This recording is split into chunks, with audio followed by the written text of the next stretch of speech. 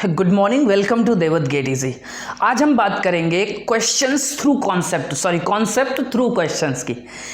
Strength of material से हम शुरुआत करते हैं। एक बात समझ लो अच्छी तरह से, गेट में स्कोर करने के लिए जो मेरा अपना एक्सपीरियंस है वो ये कहता है कि जैसे क्रिकेट होता है, क्रिकेट खेलने से ज़्यादा नॉलेज होती है। जैसे आपको बता दिया गया ये वाइट बॉल है, ये बाउंसर है, ये ऐसे करना वैसे करना है।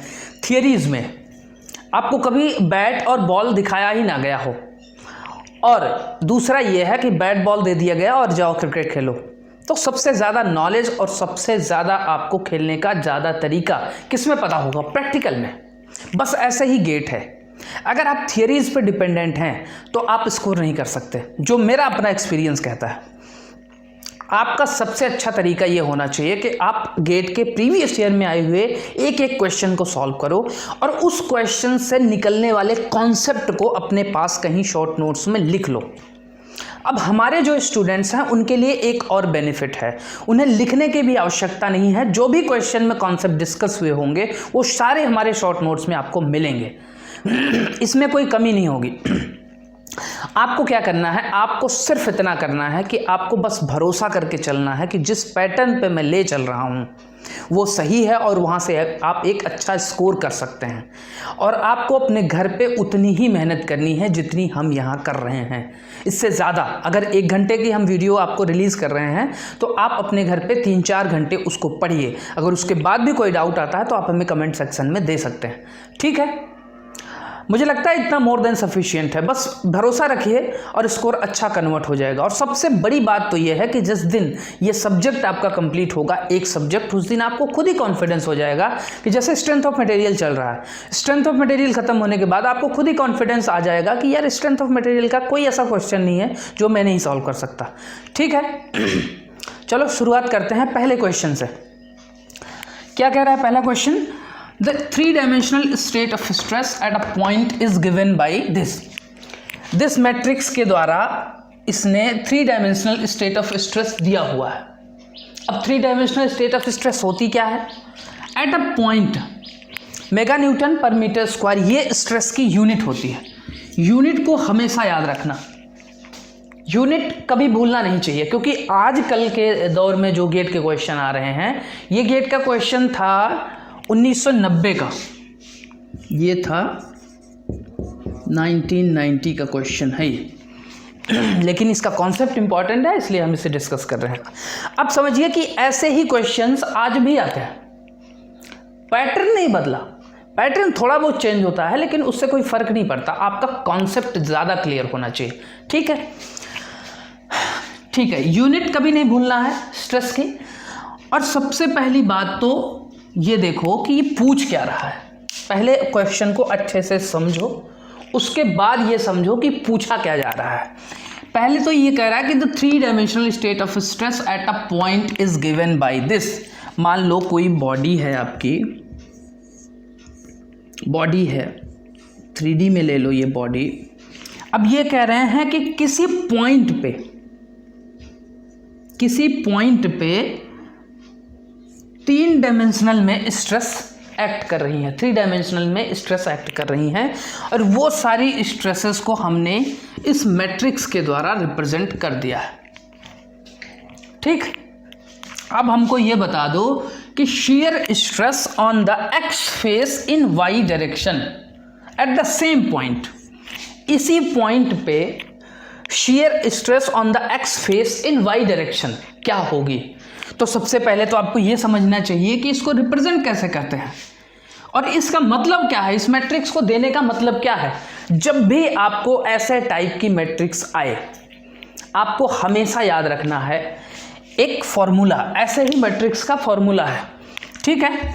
फॉर्मूला क्या है कि sigma 3D, 3-dimensional state of stress का मैट्रिक्स का ये फॉर्मूला है, इसको याद रखना है और सिंपल आपका आंसर 10 सेकेंड में आ जाएगा। कैसे? सिग्मा XX, सिग्मा YY, ऐसे याद भी करना है आपको, सिग्मा ZZ, उसके बाद tau XY, tau XZ, tau YX, tau YZ, tau ZX, tau ZY। ये फॉर्मूला है। मुझे ये बताओ, इसने पूछा क्या है, शियर स्ट्रेस। शियर स्ट्रेस को रिप्रेजेंट कैसे करते हैं, टाउ से। Shear stress on the X face in Y direction क्या होगा? मुझे बताओ कि पूरी मैट्रिक्स में ये जो मैट्रिक्स दी हुई है, ये जो मैट्रिक्स दी हुई है, अगर दोनों का कंपैरिजन आप करते हैं तो टाउ एक्स वाई कहाँ दिख रहा है आपको? यहाँ दिख रहा है। टाउ एक्स वाई का मतलब ये हुआ 10। इसका मतलब आपको डायरेक्ट आंसर पता है, अगर ये मैट्रिक्स आपको याद है तो इसका मतलब टाउ एक्स वाई की डायरेक्ट वैल्यू होगी 10 मेगा न्यूटन पर मीटर स्क्वायर। कोई डाउट? अब हमेशा याद रखना कि जब भी ऐसी कोई रिप्रेजेंटेशन हो, ऐसी कोई नोटेशंस हो, तो ये वाला होता है, जैसे मान लो कि सिग्मा एक्स वाई लिखा हुआ है, तो इसका मतलब ये हुआ, ये वाला फेस होता है और ये होती है डायरेक्शन। ये मत भूलना।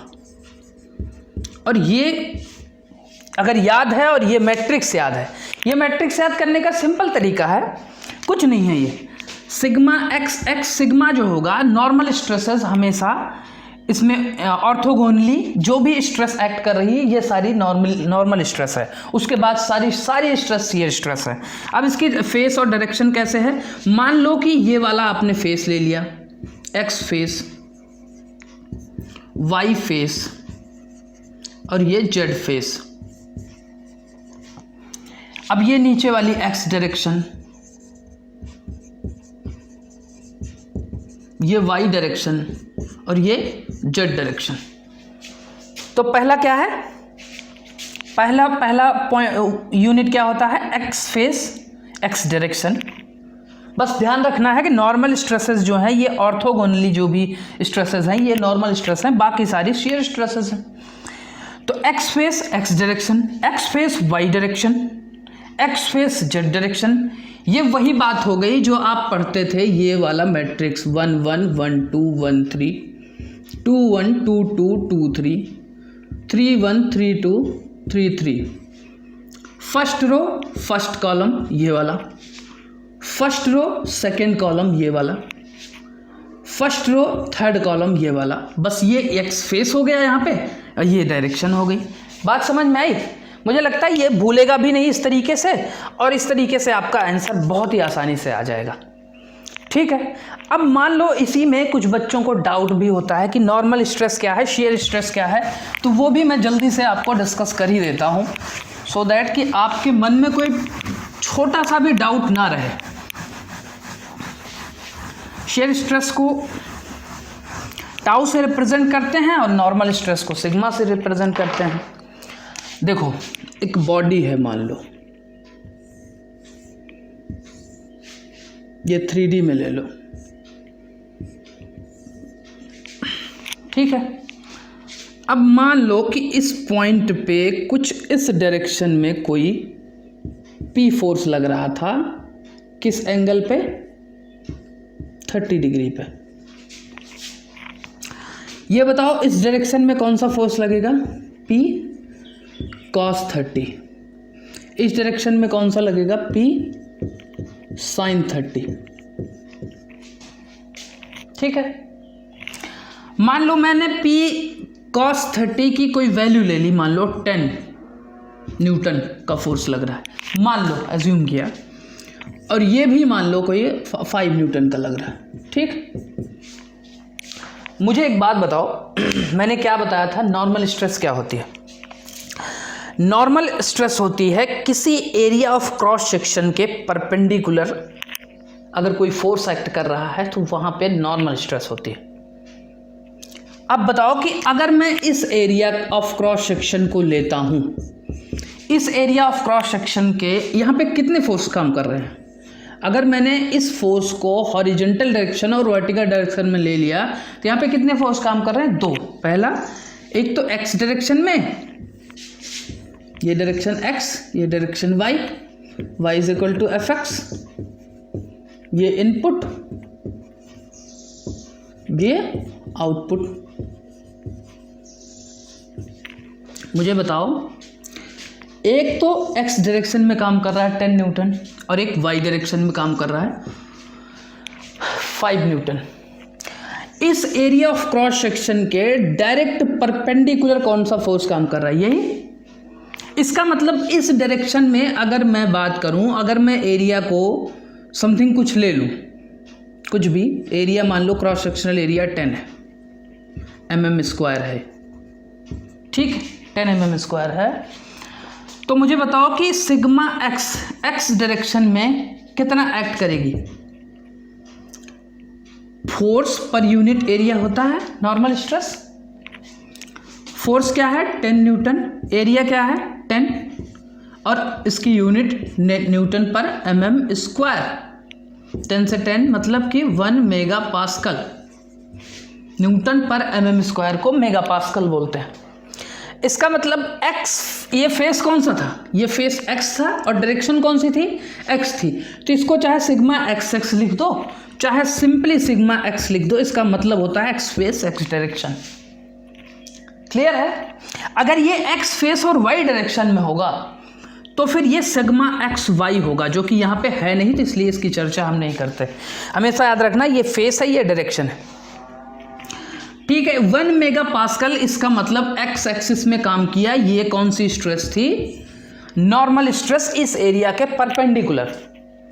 लेकिन अब एक फोर्स इस डायरेक्शन में भी काम कर रहा है। क्या ये इस क्रॉस सेक्शन एरिया के परपेंडिकुलर है ये फोर्स?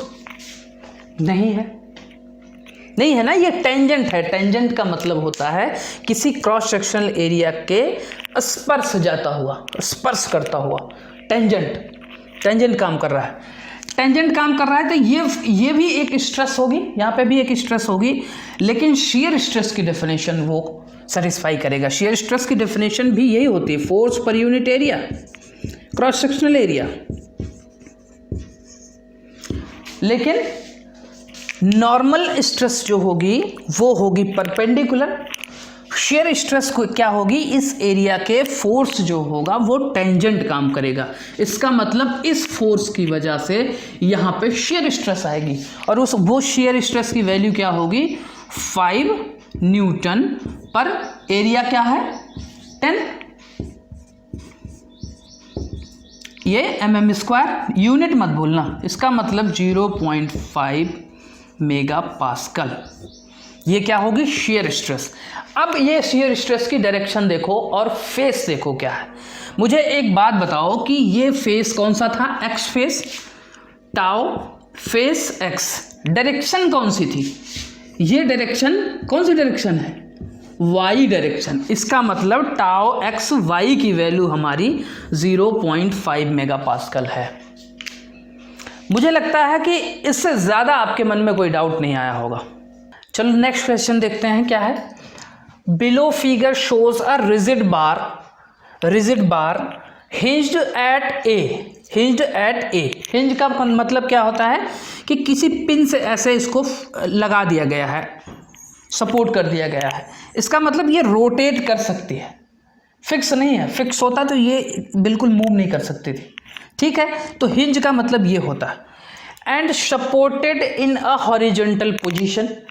अब ये हॉरिजॉन्टल पोजीशन में सपोर्टेड भी है, किसके द्वारा? By 2 vertical identical stress wires. मतलब कि 2 आइडेंटिकल स्ट्रेस्ड वायर्स हैं। मतलब स्ट्रेस का मतलब हुआ कि इसमें कुछ ना कुछ फोर्स लग रहा होगा जिसकी वजह से ये स्ट्रेस्ड है, और ये वर्टिकल हॉरिजॉन्टल पोजीशन में ये बीम इसी वायर के द्वारा सपोर्टेड है, ठीक है। Neglect the weight of the beam. इस बीम का वेट आप नेग्लेक्ट कर दो। The tension T1 and T2 induced in these wires. इसमें T2 है, इसमें टेंशन T1 है। तो ये कह रहे हैं कि दोनों वायर में जो टेंशन T1 और T2 है इनकी वैल्यूज हमें बता दो। जबकि a vertical load P applied as shown are. एक P लोड अप्लाइड है वर्टिकली, तो हमें T1 और T2 की वैल्यू बता दो। अब ये क्वेश्चन पूछा गया था 1994 में। 1994 में ये क्वेश्चन गेट में पूछा गया था और इसमें ऑप्शंस भी दिए हुए हैं। तो मैंने ऑप्शन इसलिए नहीं लिखा क्योंकि अभी ये जगह बिल्कुल ख़त्म हो जाएगी, हमें ऑप्शन के हिसाब से सोचना पड़ता है। लेकिन उस ऑप्शन के हिसाब से सोचने से पहले आपको ये सोचना पड़ता है कि इसको हम निकालें कैसे। सबसे पहली चीज़ ये याद रखो कि जब तक क्वेश्चन में किसी चीज़ का जिक्र ना हो उसको आपको छेड़ना नहीं है। जैसे बीम को इन्होंने कह दिया वेटलेस है, तो बीम से आपसे मतलब नहीं है, आपको सिर्फ ध्यान देना है दोनों वायर्स पे, क्योंकि दोनों वायर स्ट्रेस्ड है। अब स्ट्रेस्ड है तो वहीं से कोई इन्फॉर्मेशन निकल के आएगी। सबसे पहली बात देखो, ऐसे क्वेश्चन इतने आसान क्वेश्चन नहीं होते, लेकिन अगर आप अच्छे से समझ जाएं तो ये क्वेश्चन बहुत आसान हो सकते हैं। और इस कॉन्सेप्ट को मैं इसलिए डिस्कस कर रहा हूँ 1994 के क्वेश्चन को आज 2020 में, क्योंकि ऐसे क्वेश्चन आजकल आते हैं। ठीक है, आपको बस समझना होता है कि डिफॉर्मेशन कहाँ से निकालनी है, डिफ्लेक्शन कैसे निकालनी है, स्ट्रेस कैसे निकालनी है। ठीक है, चलो समझते हैं कैसे निकाल सकते हैं। सबसे पहले तो ये बार जो है इक्विलिब्रियम में है। इक्विलिब्रियम में होने के लिए हमें मूवमेंट को भी इक्विलिब्रियम में लाना होगा। और दूसरी चीज़ ये कि इसमें कुछ ना कुछ, जैसे ध्यान दो, जब तक ये P नहीं लगा था तब तक तो ये हॉरिजॉन्टल पोजीशन में थे, लेकिन जैसे ही P एक्ट करने लगा नीचे की तरफ, ध्यान देना जब ये पॉइंट हिंज्ड है। ठीक है, देखो सबसे पहले छोटी सी चीज़ ये समझ लो, इसका विशेष यूज़ तो यहाँ नहीं है, लेकिन इसका मतलब आप समझ लो। इस रोलर का दो तरीका होता है, एक तो ऐसे कहीं कहीं ऐसे दो रोलर दे दिया गया होता है, कहीं कहीं डायरेक्ट ऐसे फिक्स कर दिया जाता है। इन दोनों का मतलब क्या होता है?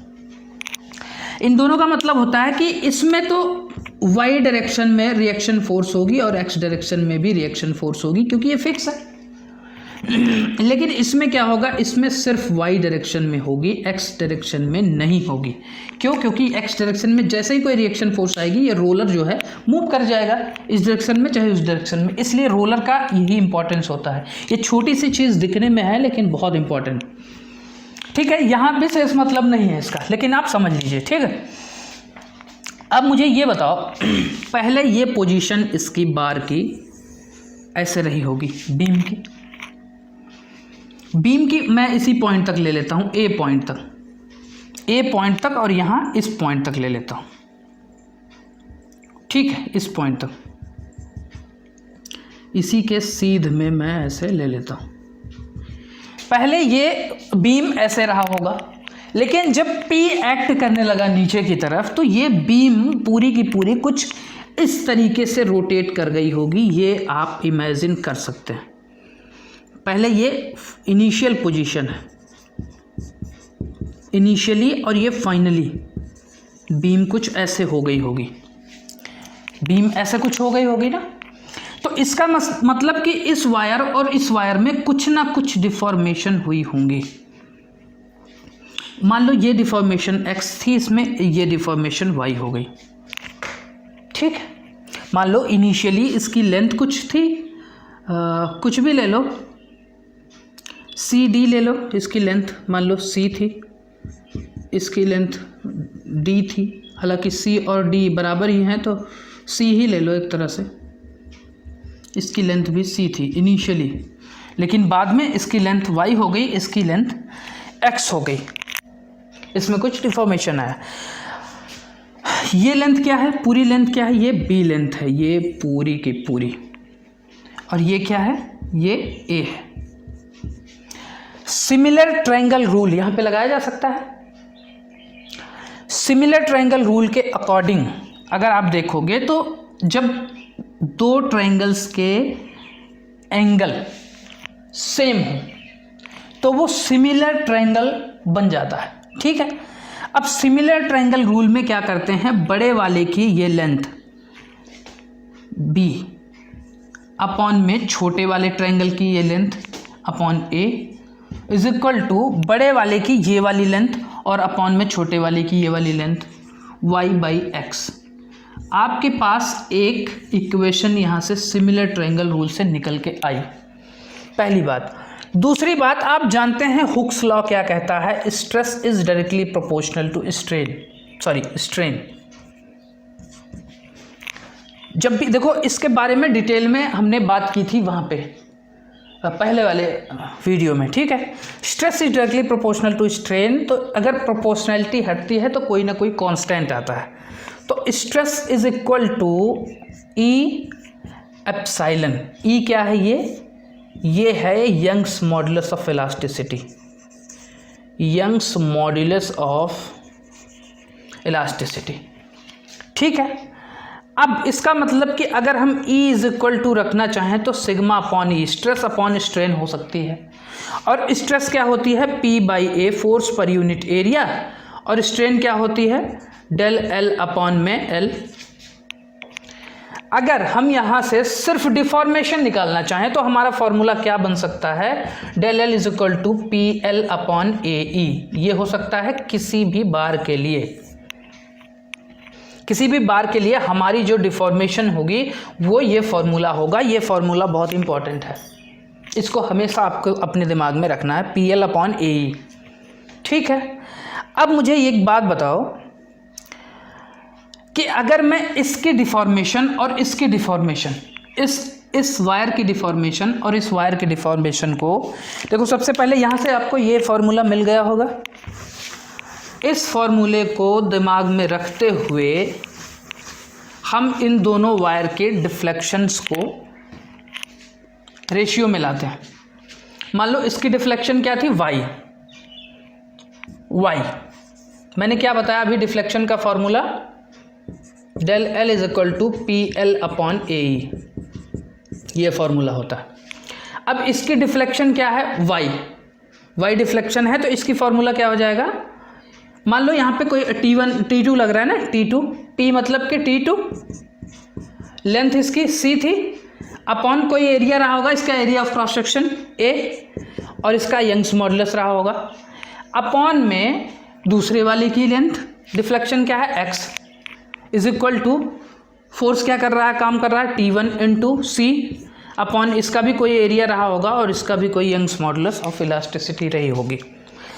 दोनों का क्रॉस सेक्शनल एरिया सेम है, दोनों मटेरियल सेम है, दोनों की लेंथ भी सेम है। इसका मतलब यहाँ से निकल के क्या आएगा कि y by X is equal to T2 by T1, ये रिलेशन आएगा। और आपके पास क्या है? y by X is equal to B by A. तो यहाँ पे आप रख सकते हो y और x तो हमने अपनी तरफ से लिया है, तो इसको तो हटाना पड़ेगा ना। तो यहाँ से आपके पास रिलेशन आ गई कि b by A is equal to T2 by T1, ये आपके पास रिलेशन आई सेकेंड। ठीक है, अब इसके बाद मैं इसको रफ कर देता हूँ और समझते हैं कि अब कहाँ से T1 और T2 निकल सकता है। मुझे एक बात बताओ कि अगर मूवमेंट को हम बैलेंस कर दें, इक्विलिब्रियम में लाएं, तो क्या हो जाएगा? जितनी फोर्सेस यहाँ पे एक्ट कर रही हैं उनके मूवमेंट्स हम यहाँ पे बैलेंस करते हैं। बैलेंस करेंगे, इस पॉइंट के अबाउट मूवमेंट लेते हैं सारी फोर्सेस का और ज़ीरो कर देते हैं। क्या होगा? मुझे बताओ कि अगर किसी पॉइंट के अबाउट फोर्सेस का मूवमेंट लेते हैं तो क्या लेते हैं?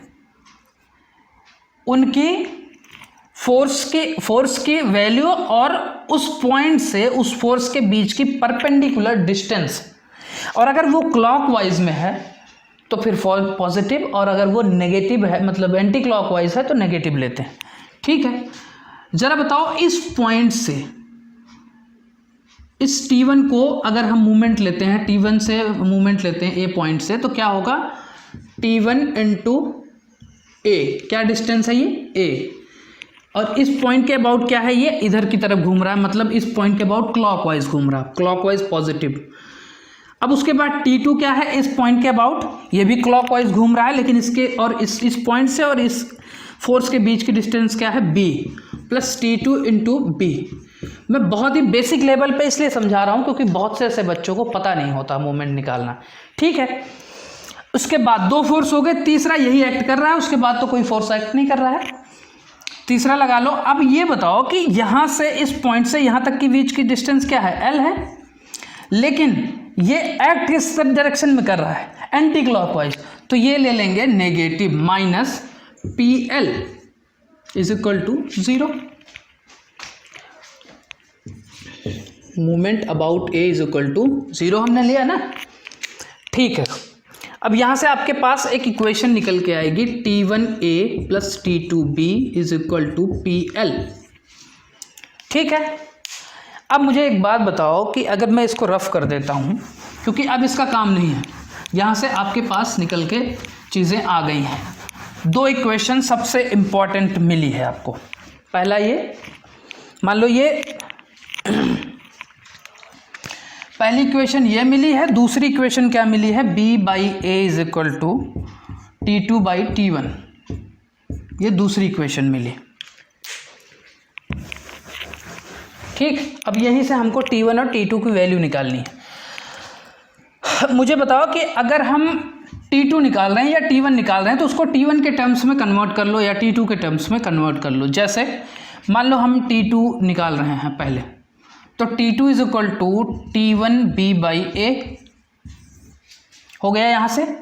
अब T1A plus T2 is equal to क्या हो गया, T1B/A इंटू यहाँ पे B is equal to PL। ये क्या हो गया, T1A square plus T1B square is equal to PL by A। ठीक है, यहाँ से T1 कॉमन ले लो, तो T1 कॉमन ले लोगे तो ये A square plus B square हो जाएगा इज इक्वल टू PAL। तो T1 इज इक्वल टू निकल के आएगा PAL अपॉन में A square plus B square, ये T1 हो जाएगा। और अगर ये T1 हो जाएगा तो T2 क्या हो जाएगा, PAL अपॉन में A square plus B square, ये T1 था, इंटू B/A, A से A कटा, तो ये क्या हो जाएगा, PBL अपॉन में A square plus B square, ये आपका क्या आ गया, T2। आपका T1 और T2 की वैल्यू निकल के आ गई। देखो, ऐसे क्वेश्चन को सॉल्व करने का सबसे अच्छा तरीका होता है, डिफ्लेक्शन का फॉर्मूला आपको पता होना चाहिए, नहीं तो फिर आपको मुश्किल हो जाएगा, और मूवमेंट सही डायरेक्शन में निकालना आना चाहिए। ऐसे क्वेश्चन आजकल पूछे जाते हैं और बहुत इंपॉर्टेंट कॉन्सेप्ट है ये, इसलिए इसको अपने रफ कॉपी पे कई बार प्रैक्टिस करना, कई बार बच्चे भूल जाते हैं इस कॉन्सेप्ट को। ठीक है, थर्ड क्वेश्चन क्या कह रहा है, a free bar length is uniformly heated from 0 degree Celsius to a temperature T degree Celsius. Alpha is the coefficient of linear expansion and E the modulus of elasticity. The stress in the bar is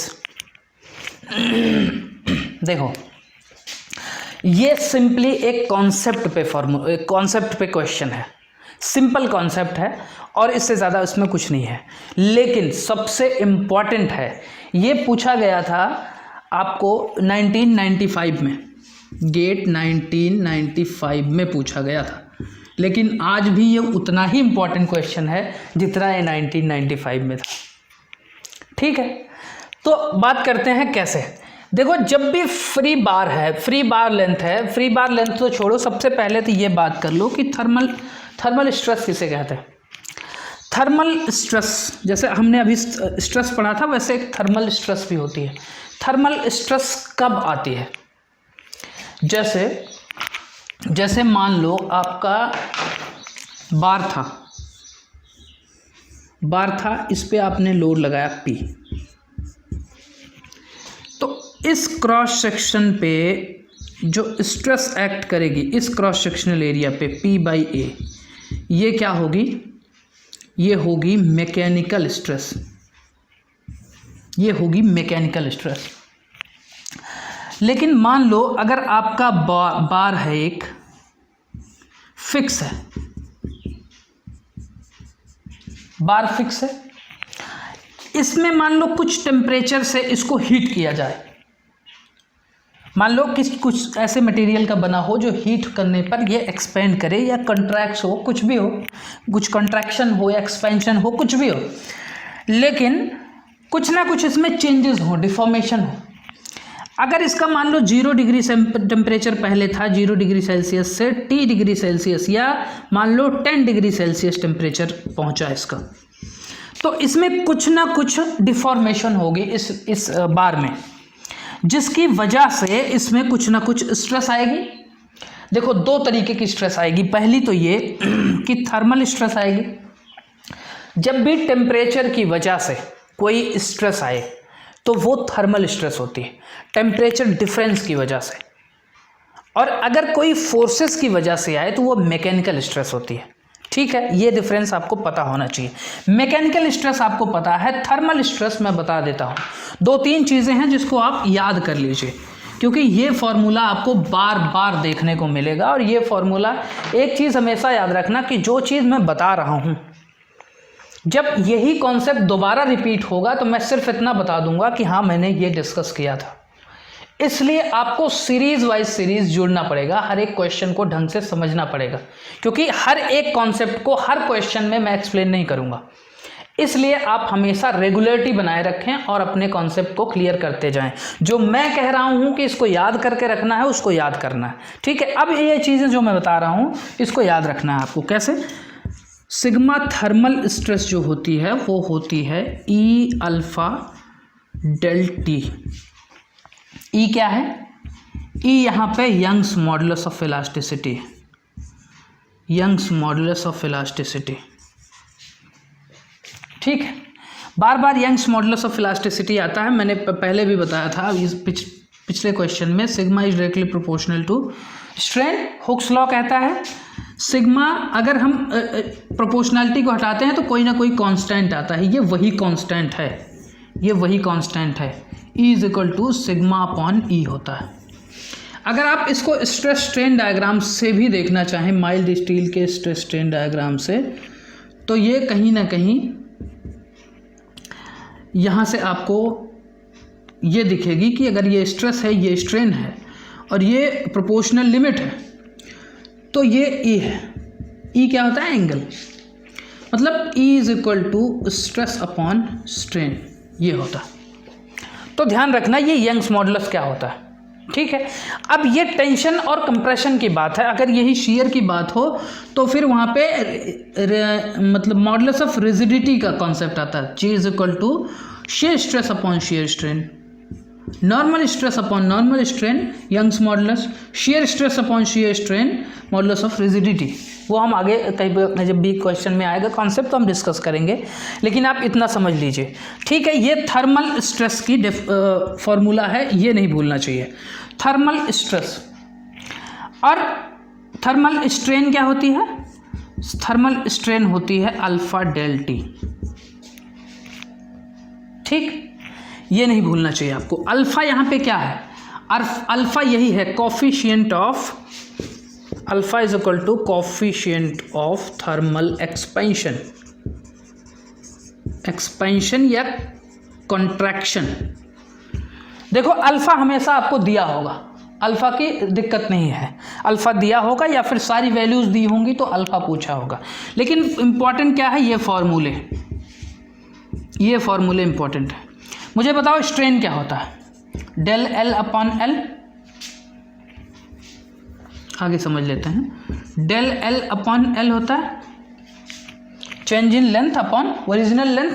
strain होता है is equal to alpha del T. Del T क्या होता है? यहाँ पे del T क्या है? Temperature difference, temperature difference. ध्यान रखना ये सब चीज़ें। ठीक है, अब अगर यहाँ से डेल एल निकाल लो सिंपली डिफॉर्मेशन, तो एल अल्फा डेल टी ये फार्मूला होगा। ये दोनों फार्मूला इंपॉर्टेंट हैं थर्मल स्ट्रेस के केस में। बस आपको ध्यान क्या रखना है कि ये चीज़ें क्लियर हो गई, तो मैं इसको रफ कर देता हूँ थोड़ा सा। क्वेश्चन अभी आपके सामने है, इस चीज़ को ध्यान से समझना। 95 में क्वेश्चन था और अभी भी ये क्वेश्चन उतना ही इंपॉर्टेंट है। देखो अगर ये बार है, आपका बार है, एक तरफ फिक्स कर दिया और इसका हमने टेम्परेचर बढ़ा दिया मान लो 10 डिग्री सेल्सियस तक। मुझे बताओ कि इसमें एक्सपेंशन होगा या कॉन्ट्रैक्शन होगा? होगा। इसका मतलब इसमें स्ट्रेन तो आएगी, लेकिन स्ट्रेस कब आती है? स्ट्रेस मैंने शुरुआत में ही बताया था, जब तक कोई रेजिस्टेंस फोर्स नहीं एक्ट करता, जब तक कुछ रेजिस्टेंस उसके बीच में नहीं होता, तब तक स्ट्रेस नहीं आती। मुझे बताओ कि क्या इसमें स्ट्रेस आएगी? तो स्ट्रेस कभी नहीं आएगी जब तक कि हम दोनों तरफ फिक्स ना कर दें। किसी बार को जब तक आप फिक्स नहीं कर देते तब तक उसमें स्ट्रेस नहीं आएगी, वो चाहे थर्मल स्ट्रेस हो चाहे मैकेनिकल स्ट्रेस हो। ठीक है, इसका मतलब कि जो स्ट्रेस की वैल्यू है ई अल्फा डेल टी, इसको आंसर करते समय हमेशा अपने दिमाग को सोचना, दिमाग में हमेशा इस चीज़ को रखना कि अगर ये बार फिक्स नहीं है तो वहाँ पे स्ट्रेस कुछ नहीं होगी, ज़ीरो हो जाएगी। अगर ये बार फिक्स है तो ये स्ट्रेस की वैल्यू होगी। कई बार डेल टी को टी भी लिख देते हैं, टी टेम्परेचर डिफरेंस को T. Del L is equal to L alpha del T, strain is equal to alpha del T. ये 3-4 फॉर्मूले हैं जो आपको बहुत ज़्यादा काम में आने वाले हैं। ठीक है, अब आते हैं क्वेश्चन पे। ये इसमें क्या पूछ रहा है? सिंपली एक फ्री बार लेंथ है, is uniformly heated from 0 degree Celsius to a temperature T degree Celsius. Alpha is the coefficient of linear expansion and E is the modulus of elasticity. The stress in the bar, इसका मतलब temperature की बात किया है तो stress is equal to E alpha del T ही होगा। अब डेल टी की जगह इन्होंने क्या कर दिया है, T डिग्री सेल्सियस तक गया है और कहाँ से? 0 से, तो ये ई अल्फा टी, ये आंसर होगा। फॉर्मूले के हिसाब से तो ये आंसर होगा। लेकिन मैंने क्या बताया था? मैंने कहा था बार फिक्स होना चाहिए तभी स्ट्रेस इसमें आएगी। जरा बताओ, ये बार फिक्स है, ये बार फ्री है। अब फ्री बार लेंथ एल ले लो, कुछ भी ले लो, फ्री बार है ये। अगर ये फ्री बार है तो स्ट्रेस कितनी होगी? देखो, गेट भी स्मार्ट तरीके से ऑप्शन ए रखता है। आपके पास स्ट्रेस का फॉर्मूला है, आपने देखा, सिंपली फार्मूले पे क्वेश्चन है ये, आपने देखा और आप आंसर करके चले आए, लेकिन आंसर आपका गलत हो गया। आंसर क्या सही था? 0। ठीक है, इस पर कई क्वेश्चन अभी और भी आएंगे। देखो, एक क्वेश्चन है, ये 4th क्वेश्चन हम डिस्कस कर रहे हैं। दिखने में बहुत बड़ा क्वेश्चन है और ये 1 नंबर का क्वेश्चन है, 1 मार्क्स क्वेश्चन है ये।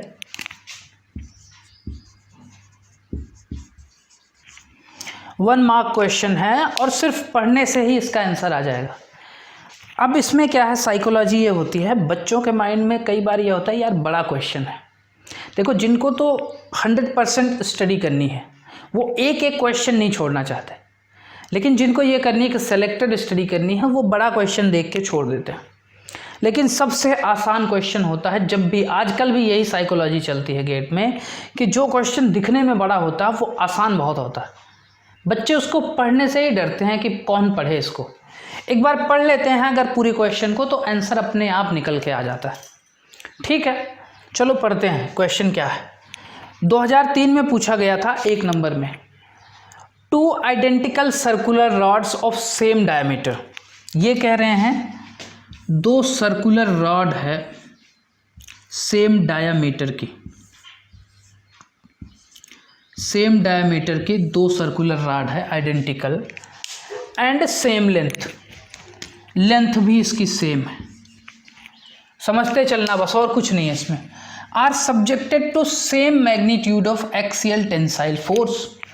अब ये कह रहे हैं कि ये सेम मैग्नीट्यूड पे, मान लो P से ये फोर्स लग रहा है, टेंसाइल लग रहा है, तो same magnitude of tensile force इस पे काम कर रहा है।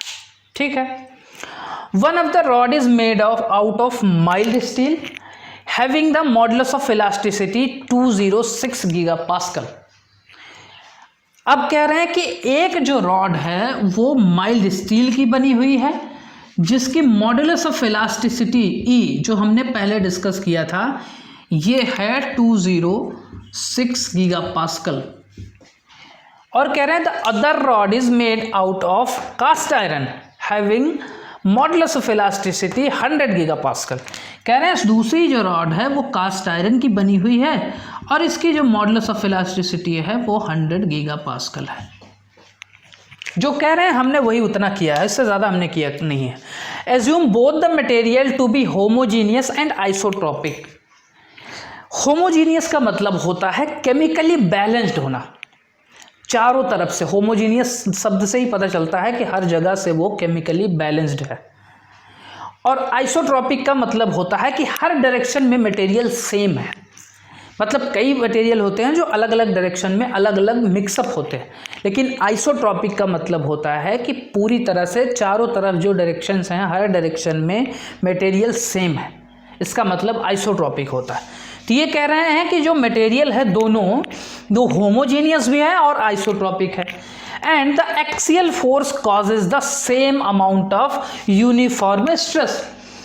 अब ये कह रहे हैं कि जो ये एक्सियल फोर्सेस लग रहे हैं ये सेम अमाउंट ऑफ स्ट्रेस भी प्रोड्यूस कर रहे हैं। मुझे बताओ कि सेम अमाउंट ऑफ, मान लो इसमें सिग्मा काम कर रही थी तो इसमें भी सिग्मा काम कर रही है। चूंकि जगह कम है, अभी मैं इसको एक्सप्लेन करता हूँ अच्छे से। पहले क्वेश्चन समझ लो, क्वेश्चन के हिसाब से हमने इन्फॉर्मेशन ले ली है, ठीक है। कह रहे हैं कि same amount of stress in both the rod, assume the, हाँ ठीक है, axial force causes the same amount of uniform stress in both the rods. The stresses developed are within the proportional limit of the respective material. Within the proportional limit of the respective material, सारी stresses यही हैं। Which of the following observation is correct?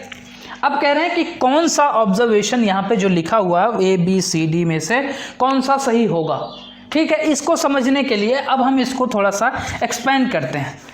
Options हम रहने देते हैं, बाकी की चीज़ें हम आपको समझाते हैं इन्होंने क्वेश्चन में दिया क्या था।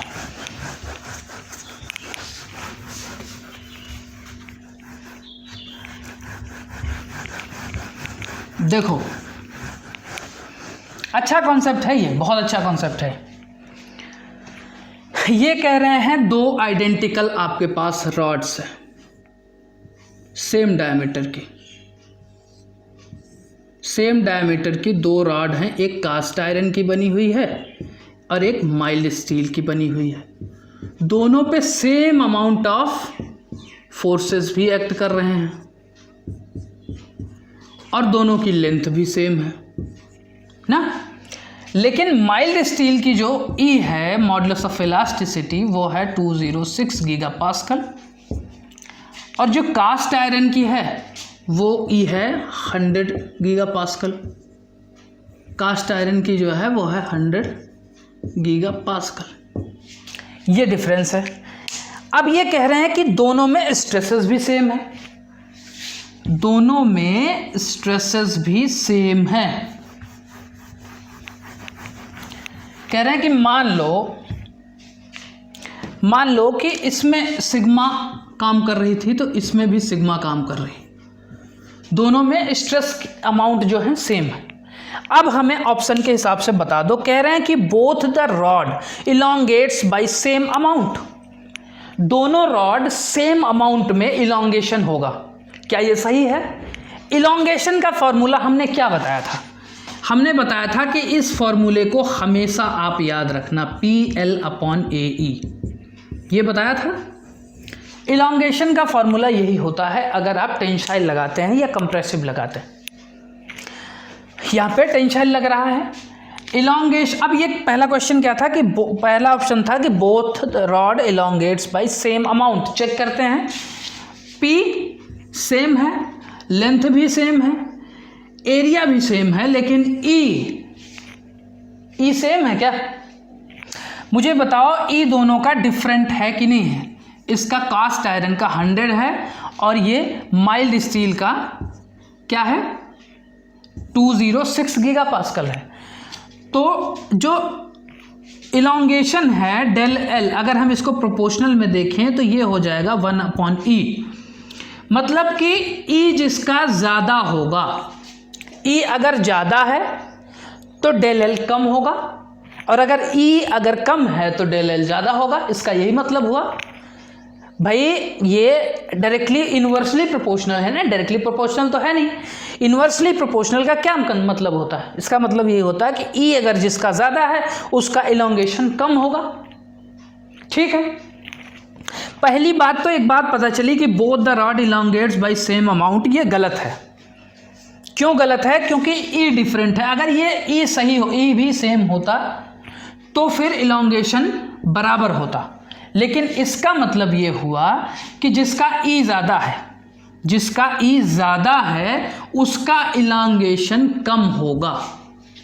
जिसका ई ज़्यादा है उसका इलांगेशन कम होगा, जिसका ई कम है उसका इलांगेशन ज़्यादा होगा। इसका मतलब इसका ई ज़्यादा है तो इसका मतलब del L of mild steel जो होगा वो कम होगा as compare to cast iron के ना। भाई इसका ज़्यादा है तो इसका इलोंगेशन कम होगा। ठीक है, इसका मतलब क्या कह रहे हैं? Mild steel rod elongates more than the cast iron. Mild steel rod elongates more than the cast iron.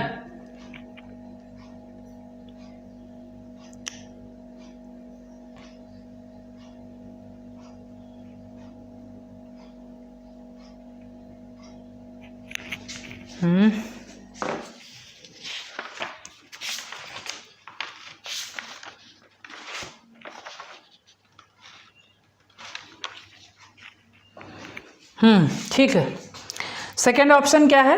देखो हमारे पास जो निष्कर्ष निकल के आया इस फॉर्मूले से वो यही निकल के आया कि जो हमारा ये माइल्ड स्टील है ये कास्ट आयरन से कम इलोंगेशन होगा, क्योंकि इसका ये जो मॉडुलस ऑफ इलास्टिसिटी है ये ज़्यादा है। दूसरा ऑप्शन कहता है कि mild steel rod elongates more than the cast iron. Mild steel rod elongates more than the cast iron. क्या यह सही है? हमारे निष्कर्ष के हिसाब से तो ये गलत है। फिर तीसरे ऑप्शन पे पहुंचो। Cast iron rod elongates more than the mild steel. Cast iron rod elongates more than the mild steel. मुझे लगता है यही ऑप्शन सही है। ठीक है, बड़ा सा क्वेश्चन था, सॉल्यूशन बहुत ही सिंपल है। सिर्फ क्या था, आपको del L is equal to P L upon A पता होना चाहिए। वो हमने पहले से डिस्कस किया था। अगर नहीं पता है तो फिर से समझ लो। Stress is directly proportional to strain, ये होता है हुक्स लॉ। अगर प्रोपोर्शनैलिटी हटती है तो वहाँ पे एक कांस्टेंट आता है इक्वल टू में, और ये कांस्टेंट हो जाता है सिग्मा अपॉन में स्ट्रेस अपॉन स्ट्रेन। और स्ट्रेस क्या होता है? पी बाई ए, और स्ट्रेन क्या होता है? Del L upon L. तो यहाँ से अगर हम del L is equal to निकालेंगे तो यहाँ से निकल के आएगा P L upon A E. ठीक है, ये वही चीज़ है। अब फोर्थ ऑप्शन को पढ़ने की आवश्यकता ही नहीं है क्योंकि हमारा सी ऑप्शन सही है, लेकिन फिर भी पढ़ लेते हैं। As the stress are equal the strain are also equal in the both the rods. देखो ये ऑप्शन तो चलो छूट गया, लेकिन ऑप्शन बहुत इंपॉर्टेंट है। ये कह रहे हैं कि as the stresses are equal, चूँकि हमने बताया कि स्ट्रेसेस आर इक्वल हैं तो क्या strain are also equal in the both the rods? क्योंकि स्ट्रेस, आपने तो कहा stress is directly proportional to strain, तो स्ट्रेस अगर इक्वल है तो स्ट्रेन भी इक्वल होनी चाहिए। भाई आपने तो यही फॉर्मूला कहाँ से निकाल के लाए? यहीं से निकाल के लाए, stress is directly proportional to strain. Stress अगर बराबर है तो स्ट्रेन भी बराबर होनी चाहिए। ऐसा ज़रूरी नहीं है, ऐसा तभी संभव है, ये तभी संभव है जब ई सेम हो। यहाँ पे भी अगर ये डेल एल और डेल एल तभी इक्वल होता जब ई सेम होता। ई मतलब यंग्स मॉडुलस ऑफ इलास्टिसिटी, ये मटेरियल की प्रॉपर्टी होती है। ठीक है, अब ये चीज़ें सेम होती तभी ये चीज़ें वैलिड हैं। अगर ये सेम नहीं है तो ये वैलिड नहीं हो सकती। क्यों? क्योंकि देखो सेम अमाउंट ऑफ स्ट्रेस इस पे लगाओ और दूसरा मटेरियल है, खिंचाव रेजिस्टेंस हो सकता है कि सेम आए, हो सकता है इसका इलोंगेशन कम हो और दूसरे मटेरियल का इलोंगेशन ज़्यादा होने तक वहाँ जाके स्ट्रेस की वैल्यू उतनी आए जितनी यहाँ पे इतने ही खिंचाव में आ गई। तो स्ट्रेस तो सेम हुआ, लेकिन जो इलोंगेशंस हैं उसकी ज़्यादा हो सकती हैं, डिपेंड्स अपॉन मटेरियल। ठीक है, मुझे लगता है इस क्वेश्चन में इतना sufficient. Let's move to next question. The figure shows a steel rod of 25 mm square cross sectional area. ये जो फिगर है ये एक स्टील रॉड का है जिसका क्रॉस सेक्शनल एरिया इन्होंने दिया हुआ है 25 mm स्क्वायर। ठीक है, it is loaded at 4 points KLMN। 4 points पे ये लोड किया गया है, लोडेड है। Assume modulus of elasticity of steel, modulus of elasticity of steel 200 gigapascal. ये कह रहे हैं, ये एज्यूम किया गया है। The total change in length of the rod due to loading क्या होगी? Total change in length due to loading की वजह से रॉड में टोटल चेंज इन लेंथ कितनी होगी? सिंपल सा क्वेश्चन है और ये पूछा गया है गेट 2004 में। ये गेट 2004 में पूछा गया क्वेश्चन है। ऐसे ही क्वेश्चन आज भी आते हैं। आप देखिएगा प्रीवियस ईयर के क्वेश्चन उठा के देखिए, ऐसे ही क्वेश्चन आते हैं। ऑप्शंस ये दिए गए हैं। अब ऐसे क्वेश्चन को सॉल्व करने का सबसे बढ़िया तरीका ये होता है कि सबसे पहले तो आपने फिगर समझ लिया है, क्वेश्चन समझ लिया और आंसर भी समझ लिया है। तो मैं इसमें से कुछ चीज़ें रफ करूँगा सो दैट कि आपको अच्छे से एक्सप्लेन कर सकूँ। ठीक है, मैं आप क्वेश्चन को रफ कर देता हूँ। हमने मेन पॉइंट्स यहाँ से ले लिए हैं ना। ऐसे क्वेश्चन को सॉल्व करने का सबसे बढ़िया तरीका ये होता है कि जो लास्ट के पार्ट्स हैं इनको अलग कर लो। सबसे पहले इनको अलग कर लो। लास्ट के पार्ट क्या हैं? KL और MN ना। अब ये जो लास्ट वाले पार्ट में लास्ट का फोर्स है ये कितना है? 100 न्यूटन।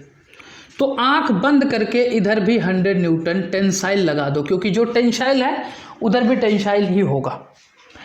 इस पॉइंट पे MN पे लास्ट में कितना है? 50 न्यूटन। आंख बंद करके इधर भी 50 न्यूटन लगा दो टेंसाइल। 2 बार आपके हो गए। तीसरा आपका निकल के आएगा L और M। अब ये बताओ, चाहे ये पॉइंट ले लो चाहे ये पॉइंट ले लो। सबसे पहले चलो इसी पॉइंट को ले लो। इस पॉइंट पे ये देखो कि 250 न्यूटन इस डायरेक्शन में लग रहा है और आपने पहले ही 100 न्यूटन इस डायरेक्शन में लगा दिया। तो इसका मतलब अभी रिमेनिंग कितना है? 150 न्यूटन अभी और रिमेनिंग है इस डायरेक्शन में। अब चाहे आंख मूंद के इस डायरेक्शन में कंप्रेसिव में 150 न्यूटन लगा दो, चाहे आप चेक कर लो। अब 150 न्यूटन इस डायरेक्शन में आ गया। अब इस डायरेक्शन में चाहे आंख बंद करके देख लो 150 न्यूटन ही आएगा कंप्रेसिव, क्योंकि यहाँ पे आपने कंप्रेसिव लिया है। यहाँ पे कितना फोर्स काम कर रहा है? 200 न्यूटन इस डायरेक्शन में। 50 न्यूटन आपने पहले ही लगा दिया था इस डायरेक्शन में। अब बचा कितना इस डायरेक्शन में? 150 न्यूटन। तो जाके 200 न्यूटन होगा। इसका मतलब कि आप बार आपका बैलेंस है। ठीक है, अब इन्होंने क्या पूछा था? टोटल इलॉन्गेशन कितनी होगी ना। टोटल इलॉन्गेशन के लिए क्या फार्मूला है? इलॉन्गेशन, सबसे पहले इलॉन्गेशन के लिए फार्मूला हमको बता दो कि अगर एरिया और मॉडुलस ऑफ इलास्टिसिटी पूरे बार की सेम है तो इलॉन्गेशन का फार्मूला मैंने क्या बताया था? Del L is equal to PL upon AE, यही बताया था। अब एक बात ध्यान रखनी है, अगर वो टेंसाइल है इलॉन्गेशन तो उसको पॉजिटिव ले लो क्योंकि वो बढ़ रहा है, और वो कंप्रेसिव है तो उसको नेगेटिव ले लो। ठीक है, अब टोटल इलॉन्गेशन कितनी है? टोटल इलॉन्गेशन निकालने के लिए पहली बात इस बार का, फिर इस बार का, फिर इस बार का, PL अपॉन AE इसी फॉर्मूले पे लगाओ। P कितना है? 100। लेंथ कितनी थी? सॉरी, इसको हमने रिमूव कर दिया। लेंथ इसकी कितनी थी? क्वेश्चन में अगर आप देखोगे, क्वेश्चन जो मैंने लिखा था वहाँ पे आपको क्लियरली दिखाई देगा। इसकी लेंथ जो दी हुई है, इसकी लेंथ दी हुई है 500 mm, इसकी लेंथ दी हुई है 400 mm, और टोटल लेंथ क्या थी? 1700। तो 1700 में से 900 घटा दो, कितना बचेगा? 800 mm। इसका मतलब इसकी लेंथ क्या होगी 800 mm।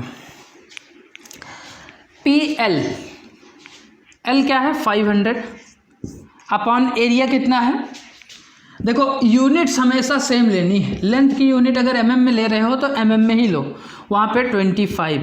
AE एरिया AE कितना है 200 क्या है ये गीगा पास्कल, और मेगा पास्कल क्या होता है न्यूटन पर mm स्क्वायर होता है मेगा पास्कल। अब mm में ही हम सारी चीज़ें ले रहे हैं तो इसको भी mm में मेगा पास्कल में ही लो। इसका मतलब अगर इसको हम 200 इंटू 10⁻³ कर देंगे तो ये हो जाएगा मेगा पास्कल में। समझ में आई बात, 200 इंटू 10⁻³।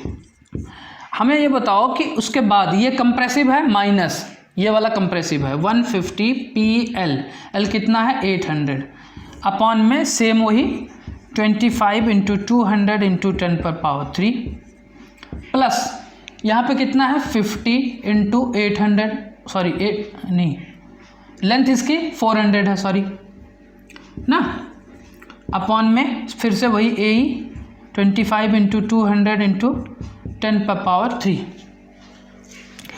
अब आप इसको जब सॉल्व करेंगे ना कैलकुलेटर से, आप कैलकुलेटर गेट में अलाउड होता है, वो भी वर्चुअल कैलकुलेटर आजकल चलता है, उस पर स्क्रीन पे आपको मिलेगा कैलकुलेटर। अगर आप इसको जब सॉल्व करेंगे तो ये टोटल आ जाएगा आपका -10 माइक्रोमीटर। आपका ये आंसर सही होगा, आप चेक कर लीजिएगा, अगर कोई डाउट आए तो बताना। ठीक है, देखो ऐसे क्वेश्चन को सॉल्व करने का यही तरीका है। इसी में और भी क्वेश्चन आएंगे, जैसे दोनों तरफ फिक्स कर दिया जाएगा, उसको सॉल्व करने का कैसा तरीका है, उसमें भी 2 तरीके हैं। दोनों तरफ फिक्स करने के बाद उसमें 2 तरीके हैं। पहला ये कि अगर वो मॉडुलस ऑफ इलास्टिसिटी सेम रख रहा है हर बार की तो क्या होगा, और अगर डिफरेंट रख रहा है तो क्या होगा। वो सारी चीज़ें हम अभी क्वेश्चंस आएंगे तो हम डिस्कस करेंगे।